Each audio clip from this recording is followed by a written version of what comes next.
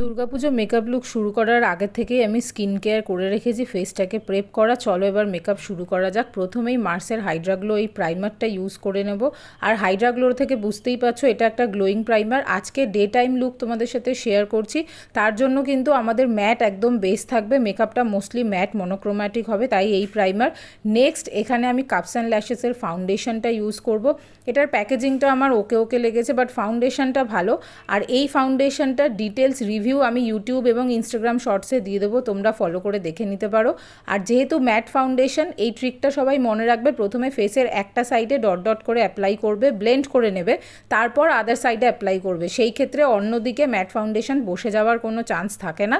আর এই প্রাইমারের ওপর দেখো ফাউন্ডেশনটা ব্লেন্ড করতে আমার খুব বেশি অসুবিধা হয়নি, যদিও আমি ব্রাশ দিয়েই ব্লেন্ড করছিলাম। তো ওভারঅল আমার ভালো লেগেছে। আর এই যে গলায় ফাউন্ডেশন ব্লেন্ড করতে ছাড়বে না, কাভারেজটা তোমরা দেখে নিলে। ফুল ফেস ফাউন্ডেশনটাকে এইভাবে ভালো করে ব্লেন্ড করার পর আমি কাপস অ্যান্ড ল্যাশেসেরই আরও একটা কম্প্যাক্ট পাউডার ইউজ করব।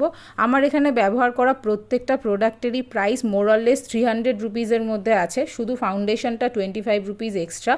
আর এই যে কাপস অ্যান্ড ল্যাশেসের কাপি কেক ব্লাশ আর তার সাথে সাথে ব্রঞ্জারটাও আমি রিকোয়ার্ড এরিয়াতে ফেসের ইউজ করে নিচ্ছি। সামার টাইম বা ডে টাইমে যখন তোমরা মেকআপ করবে, চেষ্টা করবে যতটা স্যাটেল মেকআপ রাখা যায়।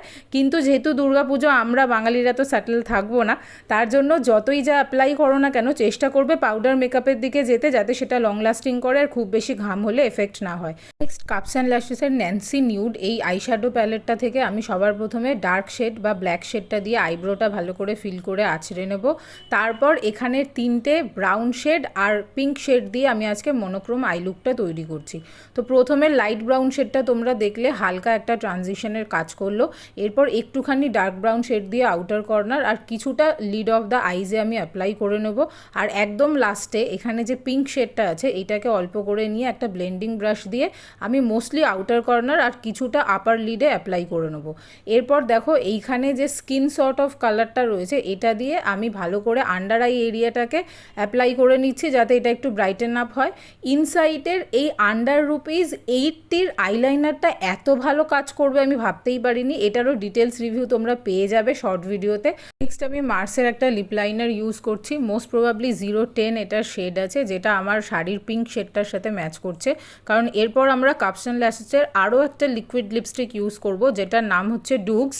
আর এই লিপস্টিকটা এই লুকটার সাথে একদম পারফেক্টলি যাচ্ছে। ওই জন্যই বললাম যে আজকে আমরা একটা সফট মনোক্রোম লুক ক্রিয়েট করছি। এর ভিডিওতে লাইটিং আর পর্দার জন্য একটু তোমাদের অসুবিধা হতে পারে, কাইন্ডলি এক্সকিউজ করে দিও। তো পুরোপুরি ম্যাট একটা বেস, পাউডারি বেস, এটাকে ডেফিনেটলি আমরা সেট করব। তাও এখানে আমি ব্লু হেভেনের এই মেকআপ ফিক্সারটা ইউজ করছি। খুব বেশি লং লাস্টিং এটা নয়, কিন্তু পাউডারিনেসটাকে এটা কমিয়ে দেয়। এরপর আমি জুয়েলারি পরে নিচ্ছি। এই জুয়েলারি সেটটা তোমরা মিশোতেও পেয়ে যাবে, ফেসবুক সেলার্সদের কাছে পেয়ে যাবে। আর এগুলো হ্যান্ডমেড কিছু ব্যাঙ্গেলস আছে। তারপর ডেফিনেটলি টিপ পরে চুল খুলে আজকে লুকটা আমি রেডি করলাম। এটা খুবই সাটল সফট একটা লুক, বিকজ আমি পার্সোনালি এই ধরনের লুক ক্যারি করতে পছন্দ করি। তোমরা কারা কারা এই ধরনের লুক ক্যারি করতে ভালোবাসো সেটা আমাকে অবশ্যই জানাবে। দুর্গাপুজোতে তোমাদের কী ধরনের শাড়ির সাথে লুক দেখতে চাও সেটাও আমাকে কমেন্টে জানাতে পারো। আমি খুব ভালো শাড়ি তো পরতে পারি না, তাও মোটামুটি শাড়ি পরে ওভারঅল লুকটা কেমন লাগছে সেটাও তোমাদের সাথে শেয়ার করে দিলাম। এটাই ছিল আমার তরফ থেকে দুর্গাপুজোর মেকআপ লুক সিরিজের ডে 1। পুজো আমাদের সবসময় শাড়ি, কুর্তি, ইন্ডিয়ান ওয়্যার ছাড়া কখনো তো কমপ্লিট হয় না, তাই নেক্সট ভিডিওগুলো ইন্ডিয়ান ওয়্যারের মধ্যেই মোস্টলি আনবো। এই ধরনের ভিডিও আরও দেখতে আমার চ্যানেলটাকে ফলো আর সাবস্ক্রাইব করো। বাই।